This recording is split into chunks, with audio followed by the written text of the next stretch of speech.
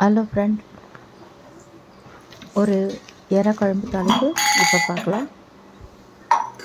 இறால் வந்து 1 கிலோ, ஒரு 6 பெரிய வெங்காயம் கட் பண்ணி வச்சுருக்கேன், 6 தக்காளி கட் பண்ணி வச்சுருக்கேன், ஒரு பிடி பூண்டு கட் பண்ணி வச்சுருக்கேன், ஒரு எலுமிச்சம்பழம் சைஸ் புளி எடுத்து சுடு தண்ணியில் ஊற வச்சு கரைச்சி வடிகட்டி ரெடியாக இருக்குது.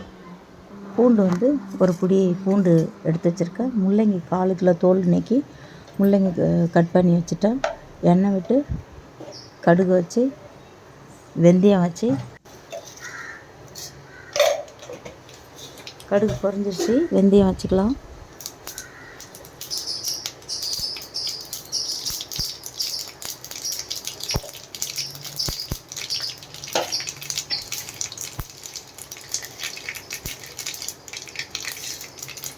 வெந்தயம் 1 ஸ்பூன் வச்சிருச்சு, வெந்தயம் பொரிஞ்சிருச்சு.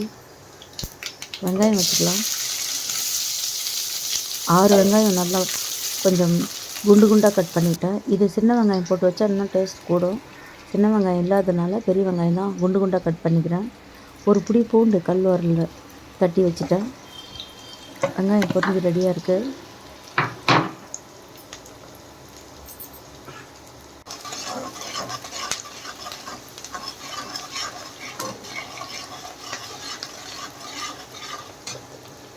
வெங்காயம் பொரிஞ்சிருச்சு.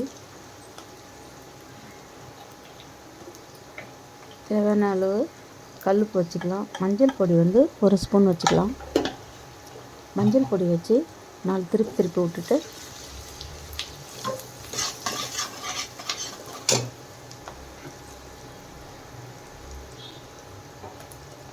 ஒரு பிடி பூண்டு தட்டி வச்சேன் இல்லையா, பூண்டு வச்சுக்கலாம்.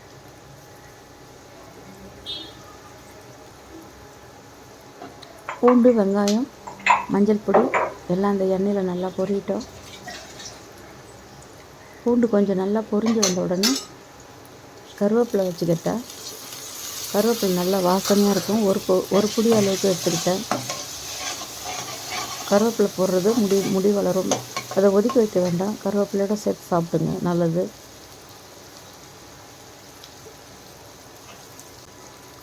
உப்பு வந்து ஒரு பிடி உப்பு, கல் உப்பு தேவையான அளவு வச்சுட்டேன்.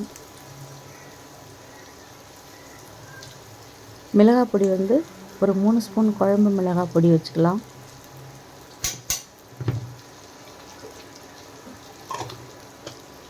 இந்த எண்ணெயில் போட்டு நல்லா பிரட்டிட்டேன். அந்த பச்சை வாசனை போயிடுச்சு. தக்காளி கட் பண்ணி வச்சேன், 6 தக்காளி அதை வச்சுட்டேன்.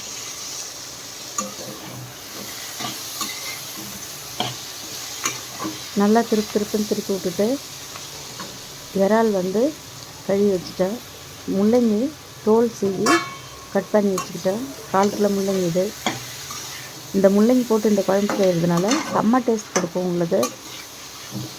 இறா குழம்பு எப்படி வச்சு முள்ளங்கி, முருங்கைக்காய் அந்த மாதிரி போட்டு வைங்க. முருங்கைக்காய் போட்டு வச்சாலும் டேஸ்ட் கொடுக்கும். கொஞ்சம் தேவையான அளவுக்கு எண்ணெய் விட்டுக்கிட்டேன். 1 கிலோ இறா சுத்தம் பண்ணி வச்சு அதை நல்லா க்ளீன் பண்ணிவிட்டு வச்சுக்கிட்டேன். இறா வந்து தண்ணி விடும். அந்த தண்ணியோடு அந்த முள்ளங்கி நல்லா வேகணும். ஒரு 5 நிமிஷம் வேக விடுங்க. திருப்பி விட்டு நல்லா தக்காளி, முள்ளங்கி எல்லாம் கரைஞ்சி முள்ளங்கி நல்லா வெந்து 3/4 வேக்காடு வெந்துடும் இதிலே. அதுக்கப்புறம் புளி விடலாம். புளி விட்டுட்டு ஒரு தட்டு போட்டு மூடி வச்சிடணும். தேவையான அளவுக்கு தண்ணி விட்டுக்கோங்க.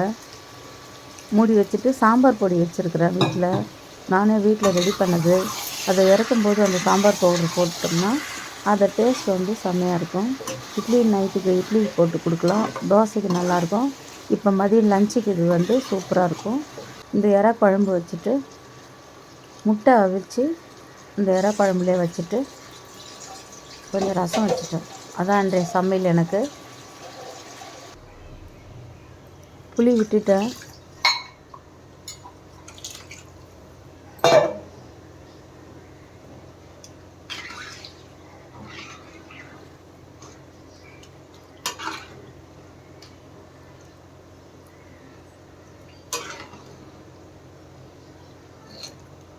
ஒரு தட்டு போட்டு மூடி வச்சிடலாம். நல்லா கொதிக்கிட்டோம், 10 நிமிஷம் கொதிக்கிட்டோம்.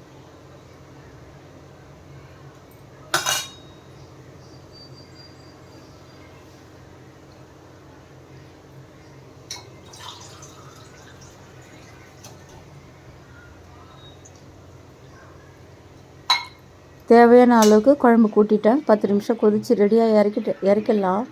கொதித்து ரெடி ஆகிடுச்சி. குழம்பு நல்லா திக்காக கரெக்டான பதத்துக்கு வந்துருச்சு. இப்போ நம்ம இறக்கி வச்சு பரிமாறலாம். நீங்கள் இந்த மாதிரி இறா வாங்கி முள்ளங்கி போட்டு செய்யுங்க. சூப்பராக இருக்கும். சாப்பிட்றதுக்கு டேஸ்ட்டாக இருக்கும். பாய்.